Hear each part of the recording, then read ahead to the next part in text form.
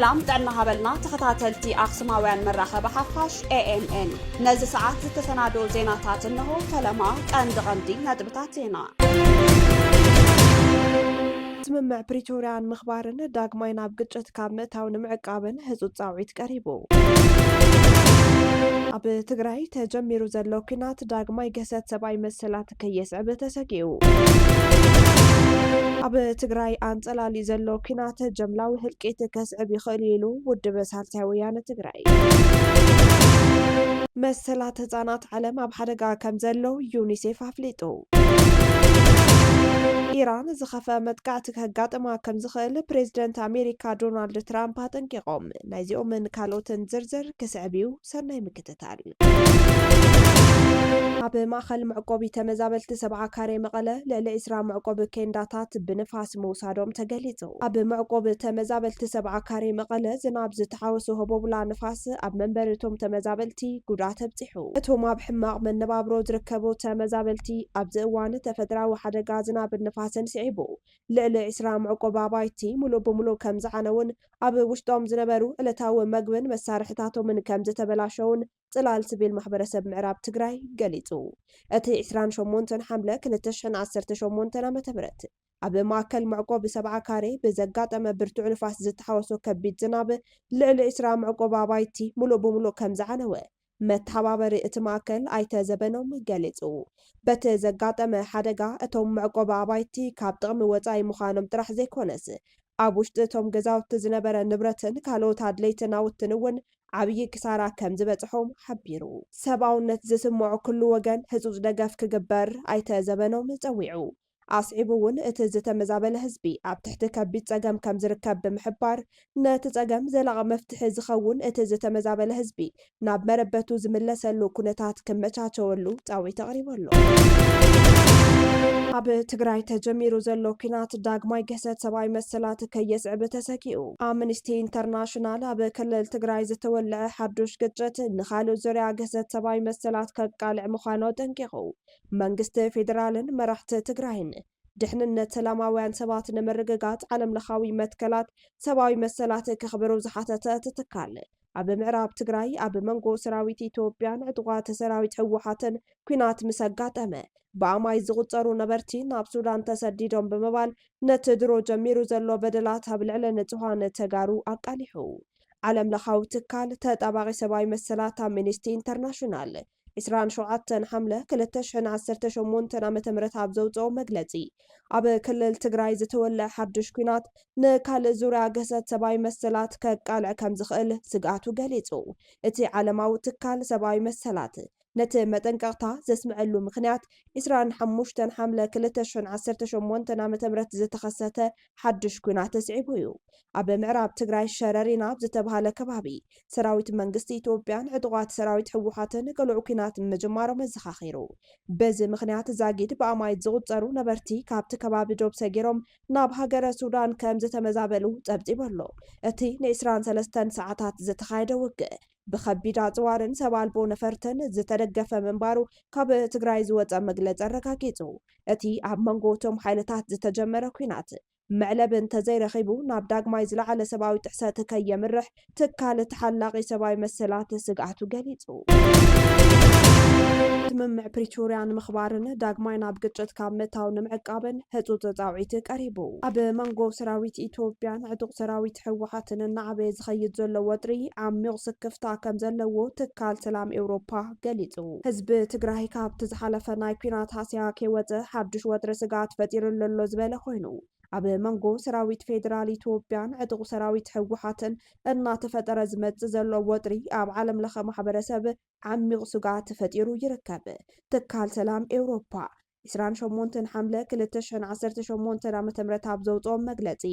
ኣብ ዝሓለፉ ሰሙናት ኣብ መንጎ ክልቲኦም ኣካላት እናተበላሸወ ዝመጸ ርክብን እናዓበየ ዝኸይድ ዘሎ ወጥርን ንናይ ቀርኒ ኣፍሪካ ጸጥታ ብዕቱብ ከም ዝጸልዎ ገሊጹ እቲ ትካል ከም ዝገለጾ ኣብ ጥቓ ዶብ ኢትዮጵያን ሱዳንን ሓዊሱ ዳግማይ ተወሊዑ ዝበሉ ዕጥቃዊ ግጭት ህዝቢ ትግራይ ካብ ዕናዊ ሳዕቤን ኩናት ሕዳር 2013 ዓ.ም ገና ከይወፀ ነታ ኣብ 2015 ዓ.ም ዝተኸተመ ውዕሊ ሰላም ፕሪቶሪያ ዝጎድእ ፍጻመ ኣጋጢሙ ክብል ሓቢሩ እቲ ትካል ኣስዒቡ ከም ዝሓበሩ ኣብ 2013 ዓ.ም ዝተኻየደ ኩናት ማለያ ዘይብሉ ህይወት ዝጠፍኣሉ በሚልዮናት ዝቁፀሩ ዜጋታት ዝተፈናቀሉሉን ኣገደስቲ ትሕተ ቅርፅታት ዝዓነውሉን ከቢድ ሃስያ ኣስዒቡ እዩ። እዚ ታሪኻዊ ቁስሊ ከይሓወየ ዳግማይ ናብ ግጭት ምእታው ንህዝቢ ትግራይ ንሓዱሽ ስቃይ ዝዕድም ምዃኑ ኣፍሊጡ። ስምምዕ ፕሪቶርያ ንኢትዮጵያ ተፃቦታት ከተበቅዕ ምትእምማን ክትሃነፅን ናብ ሃገራዊ ዕርቅን ዘላቂ ሰላምን ዝወስድ መንገዲ ጀሚሩ እኳ እንተነበረ ይኹን እምበር ብኣተግባበራ እቲ ስምምዕ ዙርያ ዝተፈጠረ ዘይምርድዳእ ምፍራስ ግዝያዊ ምምሕዳር ትግራይ ምምላስ ክልላዊ ምምሕዳር ህወሓትን ከምኡ ድማ ኣብ መንጎ መቐለን ኣዲስ ኣበባን ዝፀንሐ ዘይምትእምማን ነቲ ኩነታት ናብ ዝባሰ መገዲ መሪሕዎ ክብል ትካል ሰላም ኣውሮፓ ገሊጹ። ትካል ሰላም ኣውሮፓ ንፖለቲካዊ ዘይምርድዳእ ወተሃደራዊ ፍታሕ ክህልው ከም ዘይኽእል ብጽኑዕ ብምግላጽ ኣብዚ እዋን ናብ ዕጥቃዊ ኩናት ምምላስ ነቲ ብብዙሕ ጻዕርን መስዋዕትነትን ዝተረኸበ ሰላም ከም ዝዘርጎ ኣፍሊጡ። እዚ ድማ ኣብ ልዕሊ ህዝቢ ኢትዮጵያን ሙሉእ ቀርኒ ኣፍሪቃን ሰብኣዊ ራዕድን ዘይምርግጋእን ከም ዝፈጥር ኣነፂሩ። ህዝቢ ኢትዮጵያ ነባሪ ሰላም ድሕንነት ፍትሕን ዘላቂ ልምዓትን ይግብኦ ዝበለ እቲ ፋውንዴሽን መንግስቲ ኢትዮጵያን ሕወሓትን ብህፁፅ ናይ ሰላም ልጓም ክገብሩ ፃውዒት ተቕሪቡ እቶም ኣካላት ካብ ዝኾነ ወጥሪ ክጋደድ ዝኽእል ስጉምቲ ብትርክ ክቁጠቡን ናብቲ ዝተፈራረምዎ ስምምዕ ሰላም ፕሪቶርያ ብንጹህ ሕልና ክምለሱ ፀዊዑ ኣሎ። ብመሰረት ተበግሱ ዓለማዊ ሰላም 2030 ክልቲኦም ሓይልታት ሰላማዊ ንኹሉ ዝሓቆፈን ሃናፅን ዘተ ቀዳምነት ክህቡ ተላብዮም ረብሓታት ድሕንነትን ሰላምን ህዝቢ ኢትዮጵያ ድማ ልዕሊ ኩሉ ፖለቲካውን ወተሃደራውን ቆላሕታታት ክስራዕ ከም ዘለዎ ኣተሓሳሲቡ። መሰላት ህጻናት ዓለም ኣብ ሓደጋ ከም ዘሎ ዩኒሴፍ ኣፍሊጡ። ኣብዚ እዋን ኣብ ዓለምና ዝርከቡ ህጻናት መሰላቶም ብዝተፈላለዩ ምኽንያታት ተገዲቡ ከም ዘሎ ዝሓበረ እቲ ትካል ኩናት ለውጢ ኩነታት ኣየርን ቁጠባዊ ቅልውላዋትን ንህይወትን መጻኢ ዕድል ሚልዮናት ህጻናትን ዓለምና ኣብ ሓደጋ እትይዎ ከም ዘሎ ገሊጹ። ዩኒሴፍ ማሕበረሰብ ዓለም መሰል ህጻናት ንምሕላውን ውሑስ ፕላኔት ንምርግጋፅን ህፁፅ ስጉምቲ ክውሰድ ዝፀውዕ ኮይኑ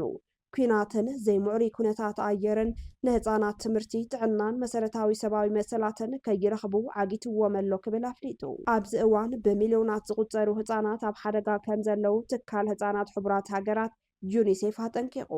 ብመሰረት ፀብጻብ ዩኒሴፍ መሰረታዊ ሰብኣዊ መሰል ህፃናት ብሰብ ስራሕን ተፈጥራውን ቅልውላዋት ኣብ ሕማቅ ኩነታት ብምህላው ኣብ ዓለምና ዝርከቡ መራሕቲ ሃገራት ኣብ ልዕሊ ህፃናት ዝበፅሑ በደላት ንምክልኻል ዓለማዊ ሕግታት ንመሰል ህፃናት ክኽተሉ ፀዊዑ። ትካል ህፃናት ሕቡራት ሃገራት ኣብ ዝሃቦ መግለፂ ኣብ መላእ ዓለም ዕጥቃዊ ግጭታት እናገደደ ብምምፅኡ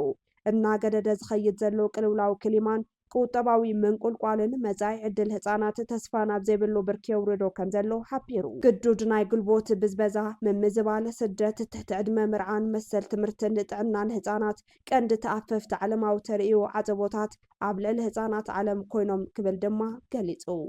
ፈጻሚ ዳይሬክተር ዩኒሴፍ ካትሪን ራሰልን ከም ዝገለጽዎ ህፃናት ናይ ውግእ ግዳያት ክኾኑ የብሎምን መጻኢኦም ንምድሓን ድማ ዓለምና ተባዕ ስጉምቲ ክትወስድ ይግባእ ክብሉ ኣጽንዖት ሂቦም ኣለው። ማሕበረሰብ ዓለምን መንግስታትን መዳርግቲ ኣካላትን ድምፆም ኣስሚዖም መስላት ህፃናት ንምሕላውን ውሑስ ዓለም ናብ ቀጻሊ ወለዶ ንምትሕልላፍን ህፁፅን ወሳነ ስጉምትን ክወስዱ ኣጥቢቖም ተሓሳሲቦም። እቲ ትካል ብተወሳኺ መጻኢ ዕድል ህፃናት ንምድሓን ኣብያተ ትምህርቲ ትካላት ጥዕናን መሰረታዊ ኣገልግሎታትን ካብ ኩናትን ለውጢ ክሊማን ምክልኻል ብኩሎም ወገናት ቀዳምነት ክወሃቦም ከም ዘለዎ ገሊፆም ቆልዑ ብሰላም ክዓብዩ ዘለዎም መሰል ክኽበር ከም ዘለዎ እውን ኣስሚሩሉ። ኢራን ዝኸፍአ መጥቃዕቲ ክገጥማ ከም ዝኽእል ፕሬዚደንት ኣሜሪካ ዶናልድ ትራምፕ ኣጠንቂቖም። ትራምፕ ኣብ ልዕሊ ኢራን ድሕሪ ካልኣይ ኩናት ዓለም እቲ ዝኸፍአ መጥቃዕቲ ከጋጥማ ከም ዝኽእል እዮም ኣጠንቂቖም ዘለው። ፕሬዚደንት ኣሜሪካ ዶናልድ ትራምፕ ኢራን ካብ ድርድር እንተወፅያ ኣዝዩ ከቢድ መጥቃዕቲ ከም ዘጋጠማ ብምግላጽ ቴህራን ክመጽእ ዝኽእል ሳዕቤኑ ብዝግባእ ትፈልጥ እያ ኢሎም። ትራምፕ ዋሽንግተን ምስ ኢራን ኣዝዩ ጽቡቕ ዝርርብ ትገብር ከም ዘላ ብምግላጽ ዓብዪ መጥቃዕቲ ክትፍጽም ከም ዘይትግደድ ተስፋ ይገብር ከም ዝበሉ ማዕከን ዜና ኣልጀዚራ ዕለት 29 ሓምለ 2018 ዓ.ም ሓቢሩ። ኣሜሪካ ድሕሪ ካልኣይ ኩናት ዓለም ኣብ ልዕሊ ኢራን ዝዓበየ መጥቃዕቲ ክትፍጽም ድልውቲ ከም ዝነበረት ዝገለጹ ኮይኖም ኢራን ግን ዝርርብ ከም ዝሓተተት ገሊጾም። ትራምፕ ብተወሳኺ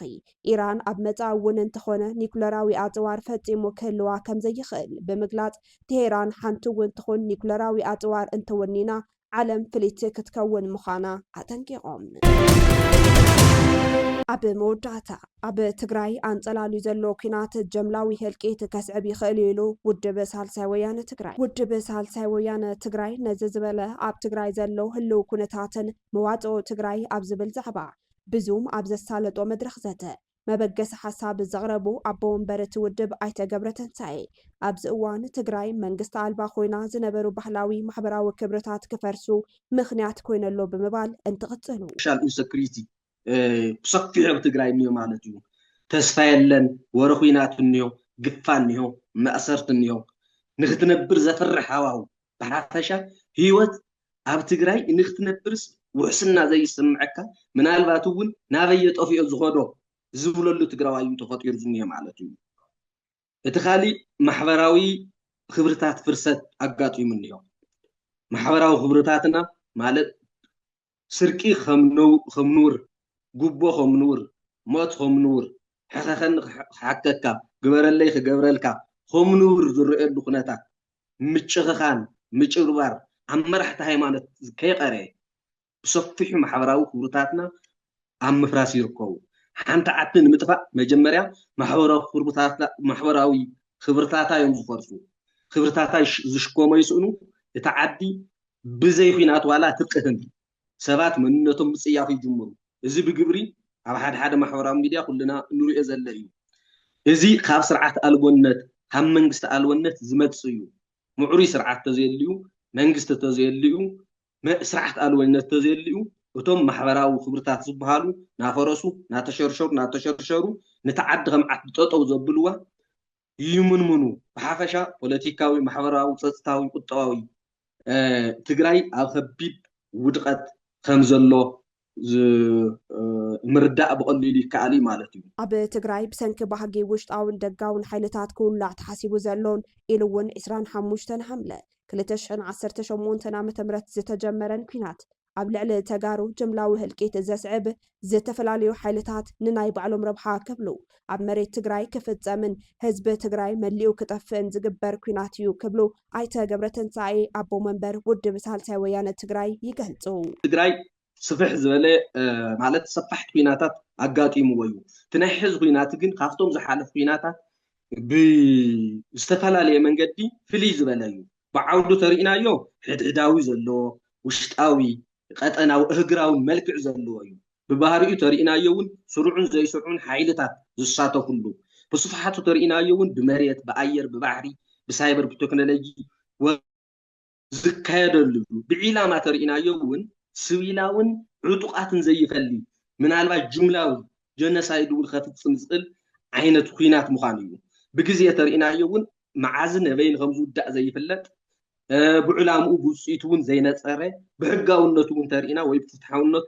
ዲፕሎማስያዊ ማሕበረሰብ ፍትሓዊ ኢሉ ዘይወሰዶ ዘይተቐበለን ወይ ዘይተሰርሐልን ብዓይነት ኣፅዋር ተሪእና እውን ባህላዊ ዘመናዊ ከምኡ ድማ ሓደሽቲ ናይ ኩናት መሳርሒ ቤተ ፈተነ ዝግበረሉ ብመልክዕ ተሳትፎ እውን መነፅር ተሪእናዮ ብውክልናን ብቐጥታን ደጋዊ ሓይልታት ዝሳተፍሉ ንተጋሩ ከዓ ኣብ መሬት ትግራይን ሕድሕዳዊ ምዃኑ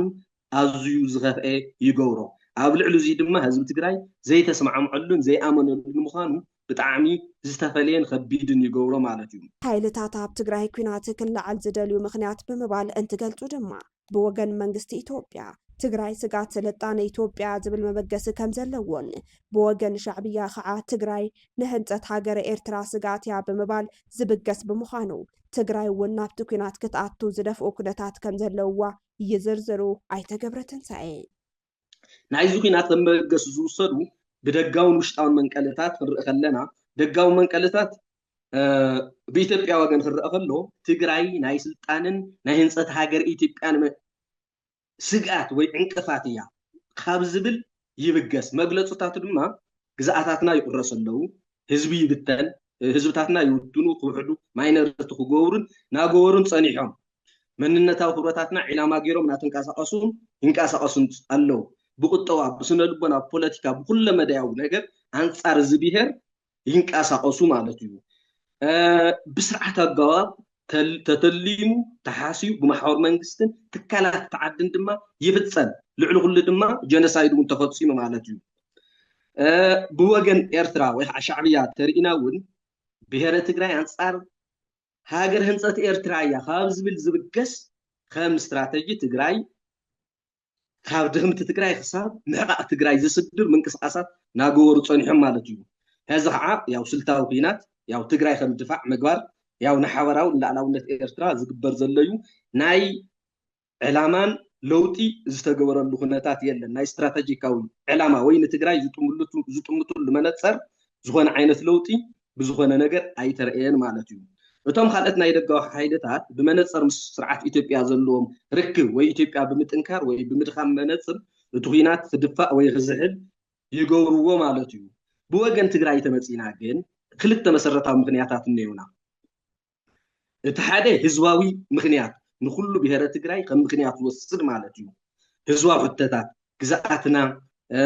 ተመዛበልቲ ዘይተመለሱ ምዃኖም መሰረታዊ ግልጋሎት ኣብ ኢትዮጵያ ዘለና ባጀት ወዘተረፈ እዚኦም መሰረታዊ ህዝባዊ ሕተታት ኣለው እዚኦም ነቲ ኩናት ከም መበገስ ክገብሩ ዝኽእሉ እዮም እቲ ካልኣይ ድማ ጉጅላዊ ሕተታትን ድሌታትን እንዮ ንኣብነት ህወሓት ተልዒልናዮ ውድባዊ ህልውንኡ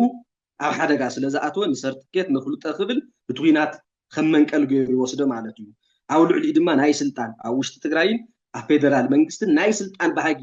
ስለ ዘለዎ እዚ እውን ሓደ ናይ ኩናት መንቀል ገይሩ ይወስዶ ማለት እዩ